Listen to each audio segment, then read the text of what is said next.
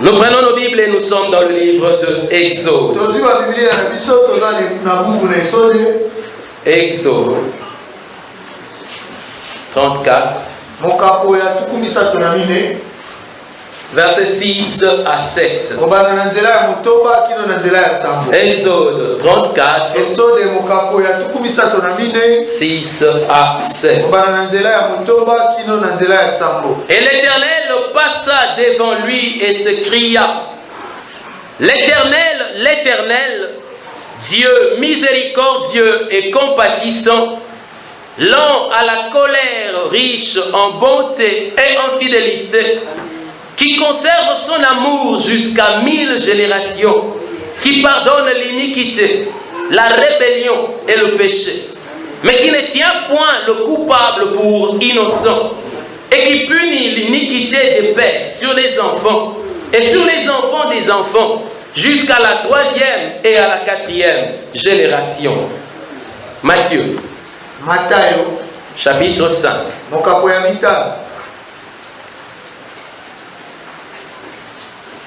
Matthieu 5, verset 20 à 30.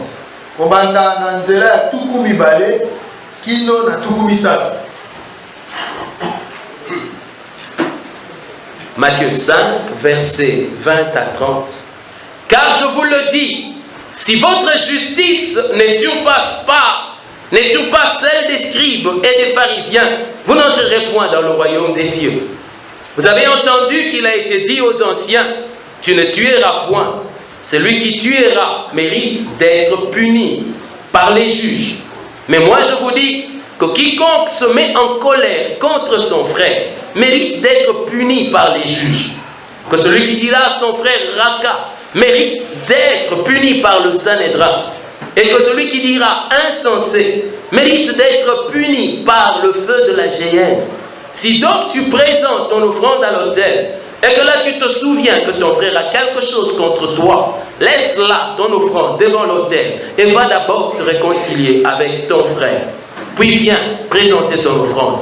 Accorde-toi promptement avec ton adversaire pendant que tu es en chemin avec lui, de peur qu'il ne te livre au juge et que le juge ne te livre à l'officier de justice et que tu ne sois mis en prison. Je te le dis en vérité, tu ne sortiras pas de là que tu n'aies payé le dernier cadran. Vous avez appris qu'il a été dit: tu ne commettras point d'adultère. Mais moi je vous dis que quiconque regarde une femme pour la convoiter a déjà commis un adultère avec elle dans son cœur. Si ton œil droit est pour toi une occasion de chute, arrache-le et jette-le loin de toi. Car il est avantageux pour toi qu'un seul de tes membres périsse et que ton corps entier ne soit pas jeté dans la géhenne. Si ta main droite est pour toi une occasion de chute, coupe-la et jette-la loin de toi. Car il est avantageux pour toi qu'un seul de tes membres périsse et que ton corps entier n'aille pas dans la géhenne. Et puis, psaume 50.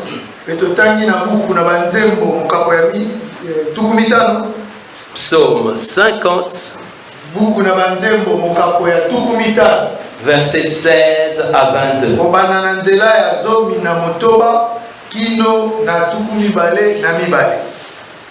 Et Dieu dit aux méchants: quoi donc? Tu énumères mes lois et tu as mon alliance à la bouche. Toi qui hais les avis, toi qui jettes mes paroles derrière toi. Si tu vois un voleur, tu te plais avec lui, et ta part est avec les adultères. Tu livres ta bouche au mal, et ta langue est un tissu de tromperie. Tu t'assieds et tu parles contre ton frère. Tu diffames le fils de ta mère. Voilà ce que tu as fait, et je me suis tu. Tu t'es imaginé que je te ressemblais, mais je vais te reprendre et tout mettre sous tes yeux. Prenez-y donc garde, vous qui oubliez Dieu. Vous qui oubliez Dieu, de peur que je ne déchire sans que personne délivre. Et puis, Hébreux chapitre 1. Aujourd'hui, il y en a vraiment beaucoup. Hébreux chapitre 1. Verset 8 à 9.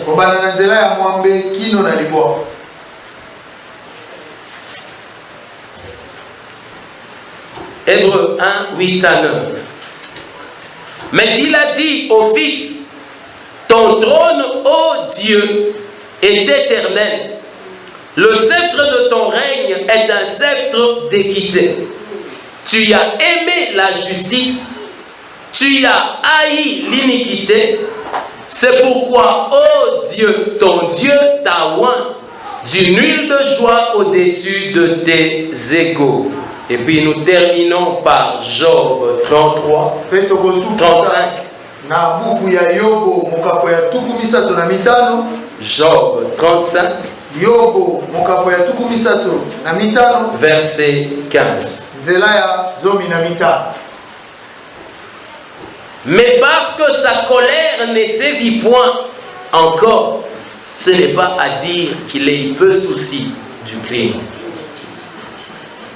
Mais parce que sa colère ne sévit point encore, ce n'est pas à dire qu'il ait peu souci du crime. Amen. Amen. Alléluia. Amen. Est-ce que tu peux dire à ton voisin bon appétit? Ce matin, je vais continuer l'enseignement qu'on avait commencé le mercredi sur le thème sauvé par grâce. Et ça, c'est le deuxième message. Il y a une notion importante de la nature de Dieu que toute personne qui croit en la grâce devrait aussi connaître. Celui qui marche dans la grâce doit apprendre à connaître la nature même de Dieu. Et j'aimerais pour cela que l'on rentre un peu dans Éden, là où le péché a commencé, là où Adam et Ève n'ont pas obéi à la parole de l'Éternel. La Bible dit ceci: lorsqu'ils ont mangé le fruit interdit, sur le champ, ils se sont découverts qu'ils étaient nus. Avant que Dieu ne vienne punir, avant même que Dieu ne parle, ils ont déjà commencé à vivre les conséquences du péché. Ils se sont découverts qu'ils étaient nus. Deuxièmement, ils ont eu honte. Et puis troisièmement, ils se sont cachés des choses qu'ils n'avaient pas l'habitude de vivre. Donc le péché en soi a déjà des conséquences en lui-même. Et puis il y avait une autre conséquence dont Dieu avait parlé. Dieu leur avait dit: le jour où vous mangerez du fruit de cet arbre, vous mourrez. Alléluia. Amen. Qui est d'accord avec moi que Adam et Ève, après avoir mangé, ne sont pas morts? Amen. Est-ce que vous savez aussi qu'ils ne sont pas tombés malades sur le champ? Mais pourtant la mort était déjà entrée. Le péché a des conséquences invisibles qui paraîtront, qui peuvent même ne pas être. Et puis quand après que Ève ait mangé, il dit: bon, à part être nu, qu'est-ce qu'il y a encore? C'est quand Abel est mort que Ève a su que c'est ça que Dieu nous avait dit.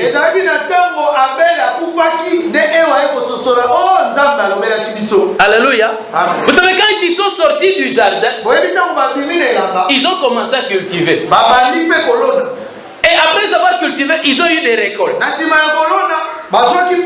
Ils disent: nous mangeons. Et puis, comme ça, elle est enceinte. Un enfant. un deuxième enfant. Des enfants. Mais c'est quand l'enfant est mort. Ils ont connu que le péché avait déjà commencé son œuvre. Le péché est péché. Alléluia. C'est comme ça que lorsque Dieu est venu, ces gens avaient déjà tout le mal en train de les poursuivre. Mais pourquoi est-ce que Dieu est venu encore et a prononcé des malédictions?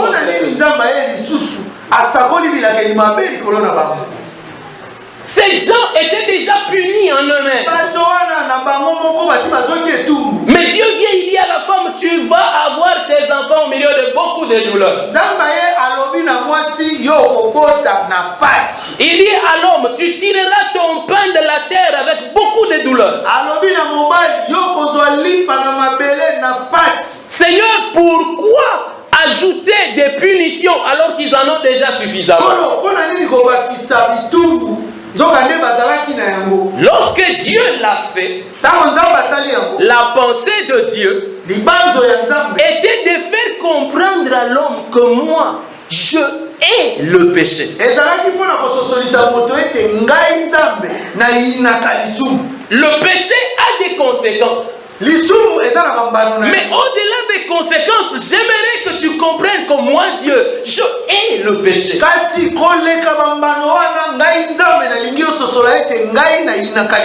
Parce que aux conséquences du péché de la nudité, l'homme a trouvé la possibilité de se cacher avec des feuilles d'arbre.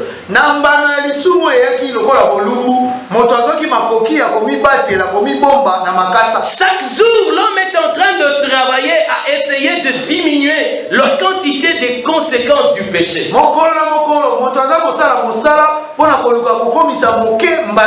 Il y a comme une pensée derrière sa tête de se dire, si je travaille bien, je peux éliminer les conséquences du péché et alors le péché ne sera plus péché.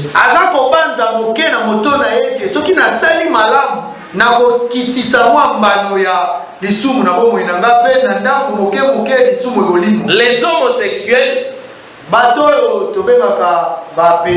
alors pour diminuer les conséquences de leur péché et montrer que leur péché n'est pas péché,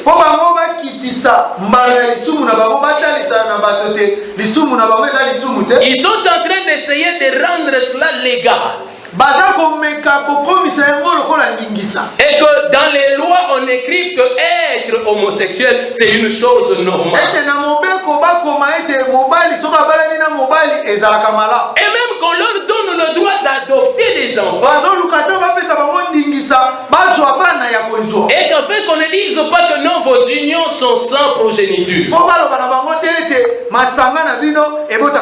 Ils cherchent juste à améliorer. Mais au-delà de tout, le Seigneur vient montrer alors que ce n'est pas seulement à cause des conséquences que je t'interdis de pécher. Mais j'aimerais que tu apprennes que moi, ton Dieu, je suis saint. Le livre de Hébreux que nous avons lu dit ceci: tu as aimé la justice, mais tu as haï l'iniquité.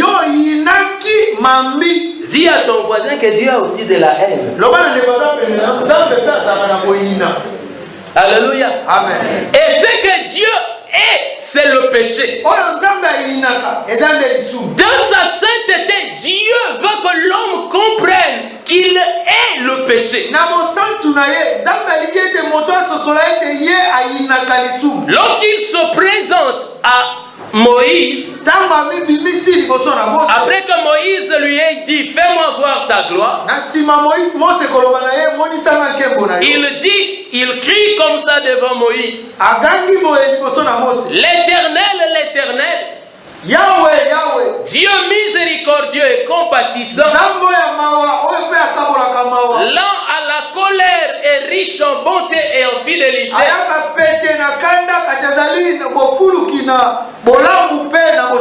il pardonne le péché, mais ne tient pas le coupable pour innocent. Il dit, il punit l'iniquité des pères sur les enfants des enfants, jusqu'à la 4e génération.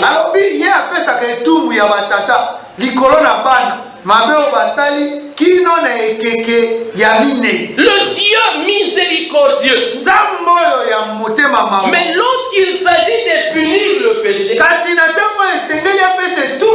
non seulement qu'il punit celui qui a péché, mais il va dans ses enfants, dans les enfants des enfants, dans les enfants des enfants des enfants, dans les enfants des enfants des enfants des enfants. Pourquoi? Il veut seulement dire à l'homme, je hais tellement le péché que la tendance que j'ai devant le pécheur, c'est de le tuer. Mais je trouve que si je le tue, c'est comme si sa semence est passée dans l'enfant. Donc je tue aussi l'enfant. Et l'enfant des enfants. Mais cela n'a rien fait. Pourquoi Dieu fait ça? Afin que les peuples de tous les âges sachent que Dieu est saint. Il est le péché. Dans le psaume 50, la Bible dit qu'il parle aux méchants. Mais un homme méchant d'un genre particulier. Parce que cet homme-là a les lois de Dieu dans la bouche. C'est un méchant particulier. Il dit, tu fais le mal. Et puis moi je ne parle pas. Comme je n'ai pas parlé, tu crois que je te ressemble. J'aime bien cette phrase-là. Il dit, parce que je n'ai pas parlé, tu as cru que j'étais comme toi. Tu es en train de faire, tu fais. Et puis je ne parle pas. Et tu crois que je te ressemble. Job dit, ce n'est pas parce que la punition n'arrive pas qu'il faut croire que Dieu n'a pas souci du péché.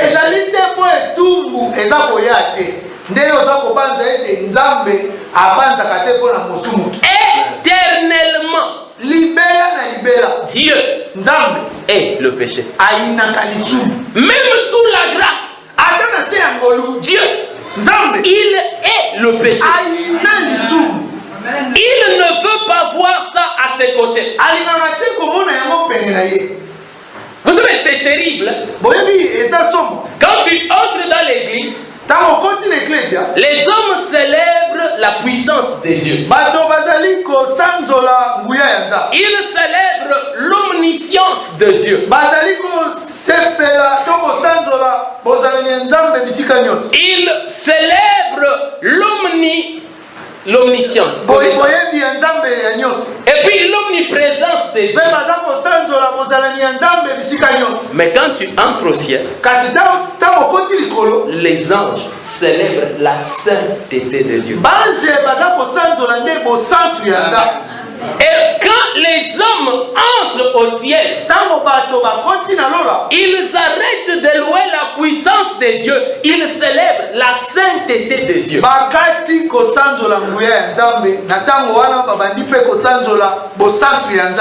que la première nature qui jaillit de Dieu comme ça, quand on le regarde, ce n'est pas sa puissance, mais sa sainteté. La Bible dit qu'il est lumière et il n'y a en lui pas de ténèbres. Il n'est même pas tenté par le mal. Dieu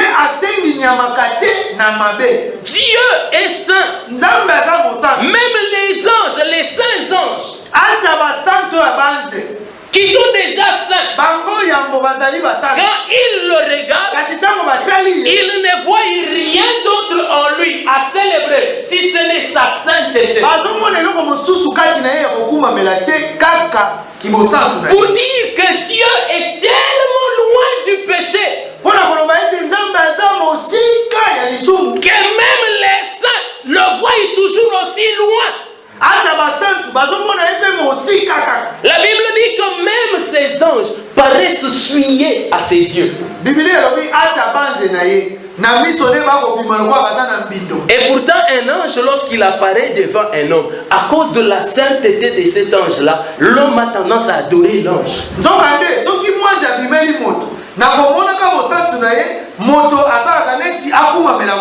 Vous voyez, même chez les anges, cela existe. Lorsqu'il voit Jean qui veut l'adorer, il lui dit arrête. Dans l'esprit, c'est comme s'il lui dit arrête. Tu n'as pas encore vu la sainteté. Si tu le vois, tu verras que même moi et toi, nous sommes seulement pareils. Dieu est saint. Il n'aime pas le péché. Il est le péché. Et il dit dans mon éternité, le pécheur n'entrera pas à cause de la haine que j'ai pour le péché. Alléluia. Amen. C'est comme ça que les Anglais en chantant, il dit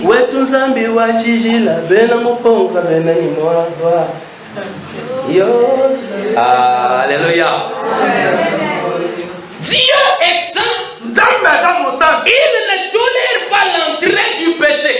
La Bible dit que lorsqu'il a vu que la fraude était entrée dans le cœur de Lucifer, il l'a précipité. Il dit à Saül, il dit l'offrande ne me plaît pas comme l'obéissance. Il dit je préfère la sainteté aux offrandes. Alléluia. Amen. Il y avait un homme de Dieu dans la ville ici que Dieu utilisait très puissamment. Alléluia. Amen. Dieu l'utilisait vraiment. Au point que certains pensaient qu'il était lui-même Dieu.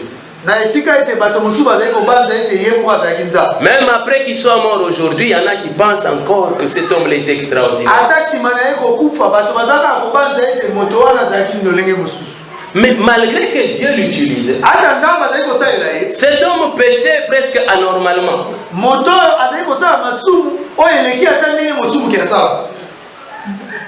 Et vous savez, quand il péchait, si les gens essayent de parler contre lui, s'il ouvre la bouche, il dit Seigneur, frappe-les. Je vous dis, ces gens-là vont être frappés normalement et très bien. Et même des fois, il y avait aussi des audacieux qui entraient en prière et ils le présentaient à Dieu. Il dit regarde ce serviteur qui fait la honte de ton nom. Là dans la prière, entre eux-mêmes la prophétie sortait. Allez lui demander pardon. Et je vous dis, c'est lui qui avait mal fait. Un jour même, il était en train de prêcher et il dit quelque chose qui était complètement à côté des Écritures. Et un homme de Dieu qui était là, il dit ça c'est quoi ça encore? Non, il est sorti. Il est entré dans le bus. Pendant qu'il était dans le bus en train de partir, il a eu sommeil. Et il a dormi. Et là il voit une vision. Il voit un très grand rocher. Et puis une voix lui pose la question. Il dit, est-ce qu'un homme peut parler à ce rocher et le rocher devient du sable, de la poudre? Lui dit non. À moins que ce ne soit Dieu lui-même. Alors il voit cet homme de Dieu qui venait de mal prêcher. Et qui avait dit réellement quelque chose qui n'est pas bon dans les Écritures. Cet homme-là vient devant le rocher. Et il dit rocher, devient poudre. Et le rocher est devenu poudre. Il sursaute de son sommeil. Il était dans le bus. Il dit, chauffeur, j'ai des ça ici. Et il change de direction, il rentre pour aller demander pardon. Alors cet homme de Dieu devant autant de témoignages, il a trouvé que c'était un encouragement. Alors je vous dis, il entrait dans l'église et c'était un génocide.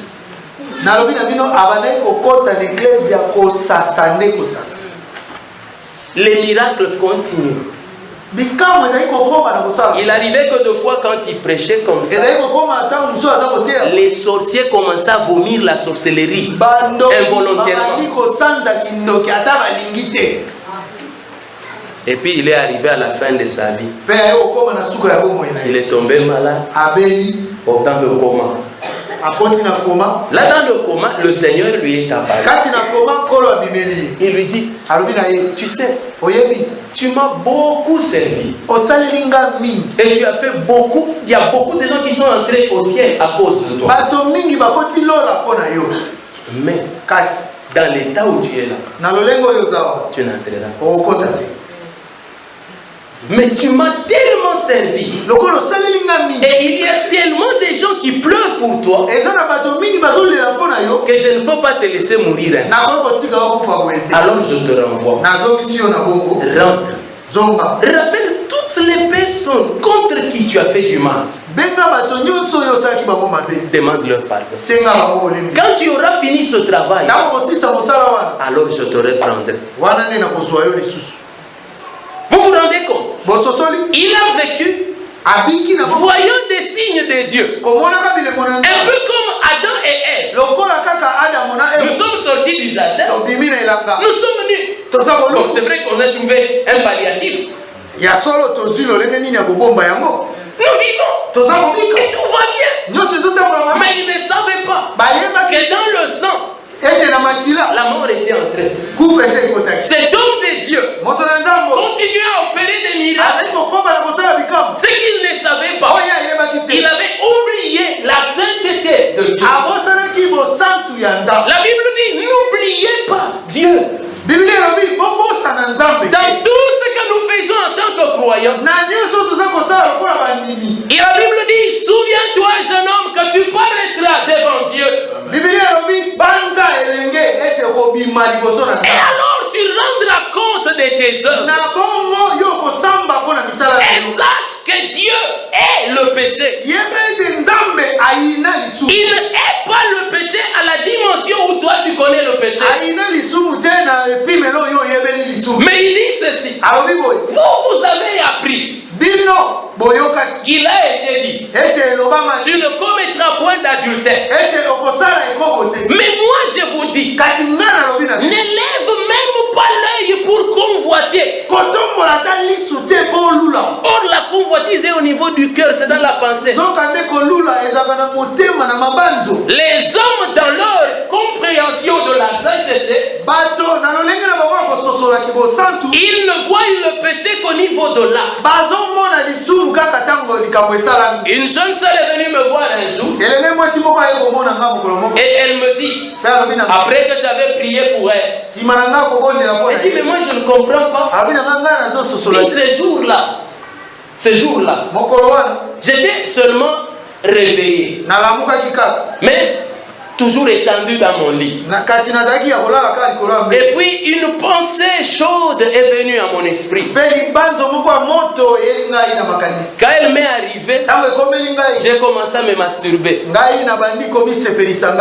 Et puis c'était tout. Je lui dis, mais c'était ça même le péché. Il dit, oh, on pensait. Dieu est saint. La Bible dit, il sonde les cœurs et les reins. Il n'attend pas que l'œuvre paraisse. Il regarde la rébellion même dans les pensées. Quand la Bible dit, femmes, soyez comme Sarah, qui appelait son mari mon Seigneur. Ce n'est pas parce qu'elle l'appelait de la bouche. Le passage dans lequel elle avait appelé son mari son Seigneur, c'était quand Dieu avait visité, les anges avaient visité sa maison, et que Sarah était derrière dans la tente. Et puis, elle a entendu que les anges étaient en train de dire l'année prochaine à cette même date, je te visiterai. Alors,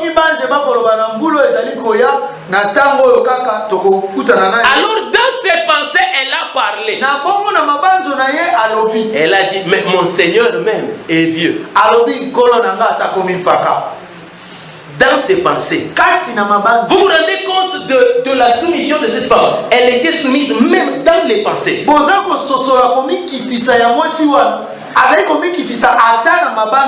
Elle n'a pas dit, qui encore? Cet homme-là. Non, non. Elle n'a pas dit cet homme-là. Mais elle a dit, mon Seigneur, dans ses pensées. Et quand Dieu le souligne, c'est juste pour dire qu'il attend que la sainteté et la soumission soient même au niveau de la pensée.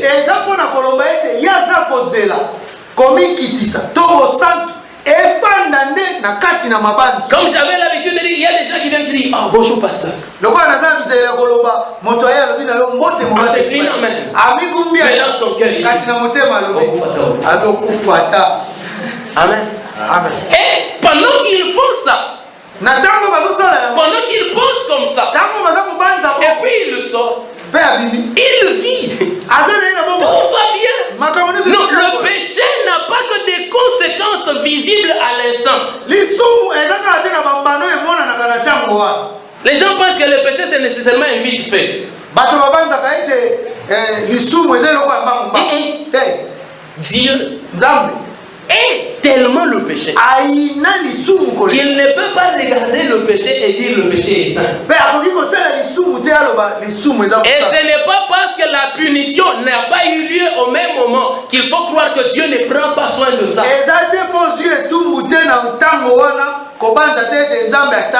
Église de Dieu, il est important que nous intériorisons la pensée de la sainteté. Pas d'abord de notre sainteté. Parce que notre sainteté n'est qu'une conséquence. Parce que Dieu dit, soyez saints comme je suis saint. Lorsqu'il donne un commandement, il dit, aimez-vous les uns les autres comme je vous ai aimé. Ce qui va changer en nous est conséquence de ce que nous voyons en Dieu. Si tu n'as pas vu la sainteté de Dieu, alors il sera difficile que toi-même tu sois saint. Alléluia. Amen. Vous savez, un jour, il m'est arrivé de voir une vision où je voyais beaucoup de saints. Ils étaient vêtus de blanc et assis sur une montagne. Et puis il est arrivé qu'une trompette a sonné. Tels qu'ils étaient assis, ils ont commencé à monter dans le vide comme ça. Moi je ne montais pas. J'ai fait comme ça.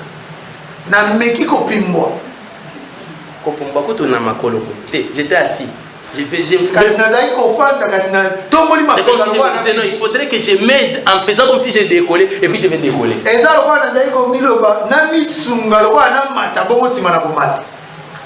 Je suis monté un peu et puis je suis redescendu. Et puis le rêve s'est arrêté. Je vous dis, j'ai pleuré. Il y a des gens comme nous qui ne pleurons jamais pour rien. Mais ce matin-là, moi-même, seul dans la chambre, j'ai pleuré. Bien aimé, Dieu est saint. Jamais Dieu ne regardera le péché comme une sainteté. Et si tu as commencé à avoir la connaissance de la nature de Dieu, alors tu sais que Dieu ne pourra jamais t'acclamer pour le mal. Quel que soit que tu aies été bien, que tu sois resté bien portant, il dit, je préfère encore que tu sois infirme plutôt que tu sois bien portant mais que tu ailles en enfer. Il dit,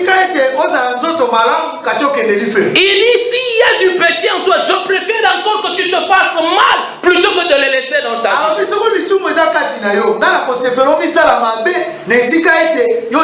Il dit, coupe-toi le bras, crève ta l'œil.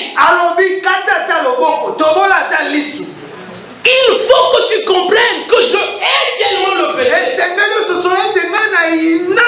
que je préfère encore que tu te fasses mal plutôt que de laisser le péché dans ta vie. Un chrétien, un homme qui vit avec Dieu, doit connaître la sainte nature de Dieu. Amen. Amen. Vous savez, l'apôtre Pierre, Jésus a accompli pour lui un miracle. Un miracle de prospérité. C'est que d'un coup, un homme qui avait passé toute la nuit sans rien attraper, attrape beaucoup trop de poissons.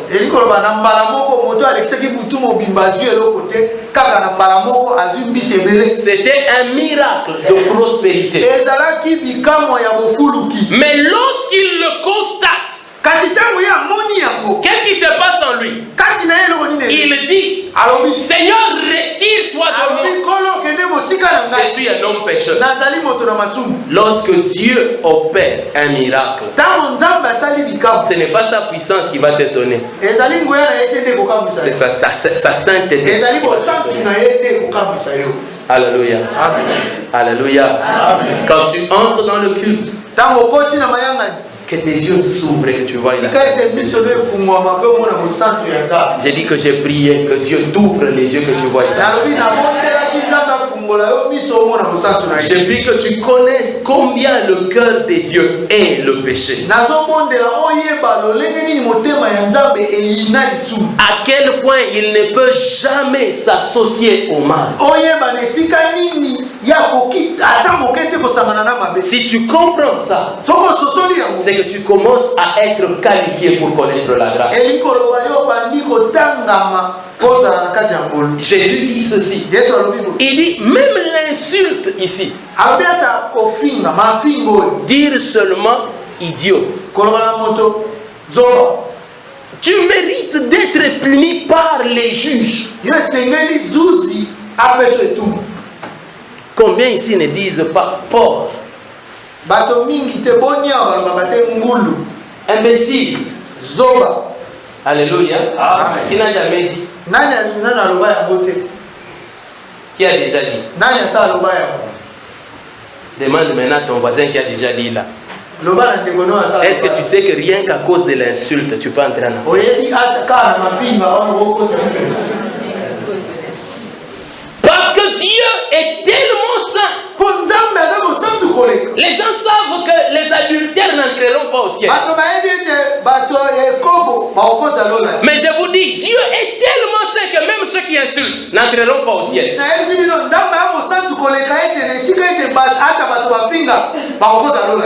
Bendre, Bandaes. Et puis tu entres à la prière. L'Esprit descend même sur toi. Alléluia, alléluia. Non, Dieu n'a pas oublié. Quand tu as oublié, Dieu n'a pas oublié. Alléluia. Vous savez, Dieu est tellement le péché péché qu'il a une bonne mémoire par rapport au péché. Mais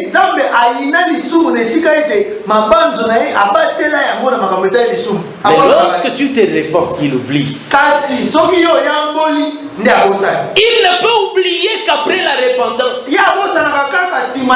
Mais si tu ne te répands pas, sache qu'il est bien gravé. Un jour viendra. Et puis tu diras, ah Dieu, tu n'as même pas oublié. Mais je t'ai oublié comment? J'oublie quand tu confesses. J'oublie quand tu te réponds. Mais toi tu as cru que j'étais associé à toi. Et tu as continué. Tu viens dans la maison de Dieu. Tu lèves les mains. Tu trembles même. Et puis tu me dis, mais je n'ai pas fait des miracles en ton nom. Oui, oui. Mais retire-toi de moi. Toi qui commets quoi? L'iniquité. Le péché. À cause de ça. Alléluia. Parce que je suis saint. Tu veux opérer des miracles avec moi. Tu veux marcher avec moi. Alors sache que je suis saint. Je hais le péché. En dehors des conséquences du péché. Vous savez, il y a des gens aujourd'hui qui n'ont plus étudié. Parce que vivant dans le péché, ils sont tombés enceintes. Et puis ils n'ont plus étudié. C'est déjà une conséquence. Mais Dieu dit, en dehors de ça, j'ajouterai. Vous voyez, c'est comme un enfant. Tu lui dis, ne touche pas la prise de courant. C'est une loi, non? Mais l'enfant va toucher. Et puis quand il est électrocuté, il lâche. Et puis il se met à pleurer. Puis toi, parent, tu viens. Qu'est-ce qu'il y a? C'est touché. Il a déjà été électrocuté. Quand tu le tapes, c'est pourquoi? C'est pas méchanceté. Non, je veux que tu comprennes que je ne veux pas. Il y a là déjà une mauvaise conséquence qui suffit. Mais j'aimerais aussi que tu saches mon cœur, ce qu'il est. Je ne veux pas. Alléluia. C'est ce que Dieu fait avec le péché. Il y a des gens qui parlent juste beaucoup. La Bible dit, la bouche qui parle ne manque jamais de péché. La sainteté de Dieu est telle que quand tu te mets à parler, Dieu s'énerve. Vous savez, il y a des fois, en tant que pasteur, j'écoute les gens. Mais il y a des fois, tu écoutes quelqu'un pendant qu'il parle. Et puis, tu sens la colère en toi. Ce n'est pas la colère de moi, la personne. Mais je me rends compte que Dieu n'aime pas comment cette personne est en train de beaucoup parler. Et il y a des fois, quelqu'un lui-même est en train de parler. Et lui-même sent dans son cœur que le Saint-Esprit n'est pas d'accord comme il est en train de beaucoup parler. Un jour, à Bandal, j'ai entendu un séminaire sur le péché de la langue. De la bouche du pasteur Gaston. Je vous dis, j'avais passé 3 jours, je ne parlais plus. Quand on revenait du séminaire, je mange, j'entre dans la chambre, seulement pour ne pas parler. Alléluia. Une dame un jour est en train de voir un songe qu'elle était en train de se mirer. Et puis en se mirant là, elle était en train de mettre le rouge à lèvres. Et au lieu de limiter ça aux lèvres, même au-dessus là. Et quand elle faisait elle-même, elle était en train d'aimer. Et vous voyez, elle se regarde. Et puis elle sursaute. Elle sort du sommeil. Elle dit, Seigneur, ça c'est quoi? Dieu lui dit, la bouche. La bouche ici. Ça va te tuer même. Alléluia. Amen. Il y en a avec qui Dieu ne sait pas marcher parce qu'il parle trop. Il parle de ce qu'il faut et même de ce qu'il ne faut pas. Alléluia. Amen. Dieu est saint. Je n'arrive pas à vous expliquer à quel point Dieu est saint. Dieu est tellement saint qu'il est même la pensée du péché. Il est le langage du péché. Il peut encore supporter ton infirmité. Plutôt que de voir un membre infecté par le péché.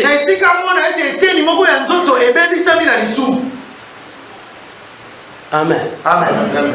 Ça aussi, il faut dire Amen, non? Il ne faut pas seulement dire Amen quand je dis que oh, nous serons bénis.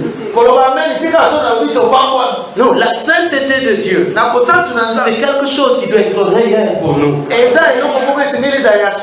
Vous savez, des fois, quand je m'approche en prière et que je commence à demander à Dieu de me purifier, ce n'est pas nécessairement parce que j'ai conscience d'un péché, mais à cause de la sainteté de Dieu. Alléluia. Ces choses-là doivent être réelles pour nous.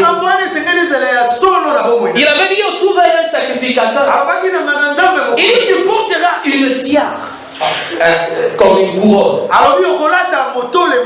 et sur laquelle sera écrit sainteté à Yahweh. Alléluia. Dieu veut que quiconque regarde le souverain sacrificateur, qu'il voit et qu'il est écrit sur sa tête sainteté à Yahweh.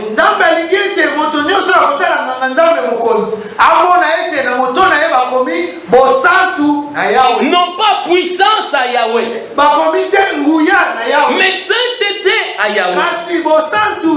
Parce que Dieu ne veut pas que son peuple oublie qu'il est saint. Alléluia. Amen. Vous savez, des fois, il y a des choses de notre passé qui nous poursuivent. Et nous les regardons. Nous nous étonnons, mais comment ça m'a poursuivi même dans le Seigneur? Parce que Dieu aimerait seulement t'enseigner que ça, je le voyais mauvais depuis là-bas.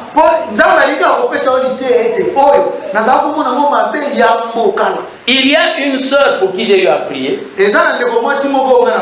C'était le genre de personne qui, quand elle entre dans une fête, quand elle se met à danser ndombo, c'est tout le monde qui tout le monde sort de la piste, on la laisse. Et elle-même se sentait bien. Et puis elle est venue au Seigneur, se sentant toujours bien dans cette vie-là. Quand j'ai prié pour elle, il y a un esprit qui s'est manifesté. L'esprit de la danse. Il dit c'est moi qui lui donne cette capacité-là de danser. Elle m'a dit que juste après que j'ai prié pour elle, elle avait une fête. Et elle a cru qu'elle était toujours capable de danser. Elle dit elle s'est mise sur la piste. Elle essaie. Elle ne sent pas que c'est là. Vous savez ce qui s'est passé? À la deuxième fête, elle a retrouvé. Vous savez pourquoi est-ce qu'elle avait retrouvé? Parce qu'après la première fête, elle a commencé à dire moi je ne veux pas de la délivrance. Moi je vais retrouver ma façon de danser. Et vous pensez qu'il fallait répéter à Satan 2 fois avant qu'il revienne? Un homme est allé quelque part. On a prié pour lui par rapport à la cigarette. Non, la boisson. Et puis il est allé, il arrive dans le bar, juste après la prière. Il a oublié qu'on venait de prier pour lui. Il s'assied dans le bar, il commande. Et puis quand il prend le verre, Il veut mettre à la bouche comme ça. Il sent l'odeur des urines. Il dit, vous, c'est quoi ce que vous avez? Non, je ne veux pas ça. On lui dit, qu'est-ce que le problème? Il dit, mais c'est des urines. Son voisin prend. Il met comme ça. Il ne sent rien. Il met même à la bouche. Il dit, mais c'est la bière, mon frère. Il dit, non, pas cette bouteille là. Apportez-moi une autre bouteille. Mon esprit ne marche pas avec cette bouteille. On lui amène une autre bouteille. Il prend. Quand il met comme ça, il sent l'odeur des urines. Alors il se souvient qu'on venait de prier pour lui. Il n'avait plus la capacité de boire. Il remet. Il se lève du bas. Il sort. Mais en cours de route, il commence seulement à dire, non, ah non, moi je ne veux pas, moi. Je ne veux pas. Alléluia. Donc moi je vous parle. Je ne vous parle pas des hommes. Je vous parle du niveau et du degré de sainteté de Yahweh. Il ne supporte pas le mal. Il est le péché. Non seulement à cause de l'homme, non seulement à cause des conséquences que peut vivre l'homme, mais parce que lui est saint. Alléluia. Amen. Dis à ton voisin, notre Dieu est saint. Et il aime le péché. Il ne pourra jamais être l'ami du péché. Et il ne pourra jamais fermer les yeux devant le péché. Un homme a dit ceci, même s'il n'était pas sous la bonne inspiration. Il a dit, Dieu n'a jamais été corrompu. Il ne fermera jamais les yeux. Même si tu viens, tu lui donnes combien, Dieu n'oubliera pas. Le péché, parce que Dieu est saint. Dis encore à ton voisin, Dieu est saint. Est-ce qu'on peut s'incliner dans la prière?